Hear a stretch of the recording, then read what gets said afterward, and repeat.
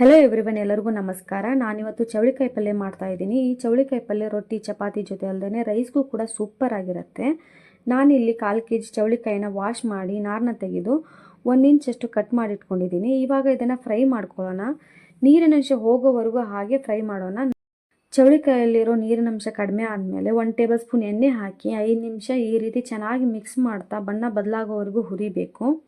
ಚೆನ್ನಾಗಿ ಫ್ರೈ ಆದ ನಂತರ ಒಂದು ಲಿಡ್ ಕ್ಲೋಸ್ ಮಾಡಿ.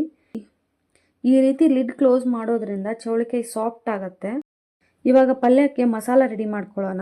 ಒಂದು ಮಿಕ್ಸಿ ಜಾರಿಗೆ ಕೈ ಹಿಡಿಯಷ್ಟು ಚಿಕ್ಕ ಚಿಕ್ಕದಾಗಿ ಕಟ್ ಮಾಡ್ಕೊಂಡಿರೋ ತೆಂಗಿನಕಾಯಿ, 6 ಹಸಿರು ಮೆಣಸಿನ್ಕಾಯಿ, ಸಿಪ್ಪೆ ತೆಗೆದಿರೋ 6 ಬೆಳ್ಳುಳ್ಳಿ ಎಸಳು, ಚಿಕ್ಕ ಚಿಕ್ಕದಾಗಿ ಕಟ್ ಮಾಡ್ಕೊಂಡಿರೋ 1 ಇಂಚ್ ಹಸಿ ಶುಂಠಿ, ಕೈ ಹಿಡಿಯಷ್ಟು ಪುದೀನ ಎಲೆ ಮತ್ತು ಕೊತ್ತಂಬರಿ ಸೊಪ್ಪು, 1/2 ಟೀ ಸ್ಪೂನ್ ಜೀರಿಗೆ, ಸ್ವಲ್ಪ ನೀರು ಹಾಕಿ ನುಣ್ಣಗೆ ಪೇಸ್ಟ್ ಮಾಡ್ಕೊಳ್ಳೋಣ.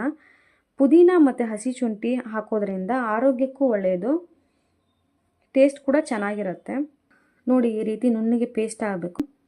ನಂತರ ಒಂದು ಬಾಣಲಿಗೆ 3 ಟೇಬಲ್ ಸ್ಪೂನ್ ಎಣ್ಣೆ ಹಾಕೊಳ್ಳೋಣ. ಎಣ್ಣೆ ಕಾಯಿಸಿದ ನಂತರ 1 ಟೀ ಸ್ಪೂನ್ ಕಡಲೆಬೇಳೆ ಹಾಕಿ ಬೇಳೆನ ಸ್ವಲ್ಪ ಲೈಟಾಗಿ ಫ್ರೈ ಮಾಡ್ಕೊಳ್ಳೋಣ. ಫ್ರೈ ಆದ ನಂತರ 1/2 ಟೀ ಸ್ಪೂನ್ ಸಾಸಿವೆ, 1/2 ಟೀ ಸ್ಪೂನ್ ಜೀರಿಗೆ ಹಾಕಿ ಇದೆಲ್ಲವನ್ನು ಲೈಟಾಗಿ ಇನ್ನೊಂದು ಸರಿ ಫ್ರೈ ಮಾಡಿಕೊಂಡು ಚಿಕ್ಕ ಚಿಕ್ಕದಾಗಿ ಕಟ್ ಮಾಡ್ಕೊಂಡಿರೋ 2 ಈರುಳ್ಳಿ, 8 ಕರಿಬೇವಿನ ಎಲೆ ಹಾಕಿ ಮತ್ತೆ 1 ನಿಮಿಷ ಬಾಡಿಸ್ಕೊಳ್ಬೇಕು.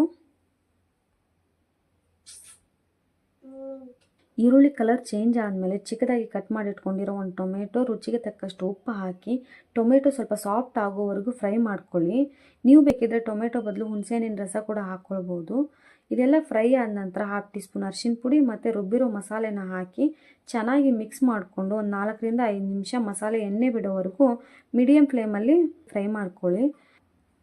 ಫ್ರೈ ಆದ ನಂತರ ಗ್ರೇವಿ ಕನ್ಸಿಸ್ಟೆನ್ಸಿಗೆ ಅರ್ಧ ಗ್ಲಾಸ್ ನೀರು ಹಾಕ್ಕೊಳ್ಳಿ.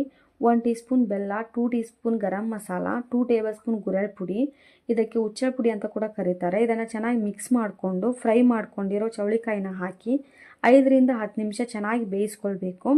ಬೆಲ್ಲ ಆಪ್ಷನಲ್ಲು, ಹಾಕಿದರೆ ಪಲ್ಯ ಟೇಸ್ಟ್ ಚೆನ್ನಾಗಿರುತ್ತೆ.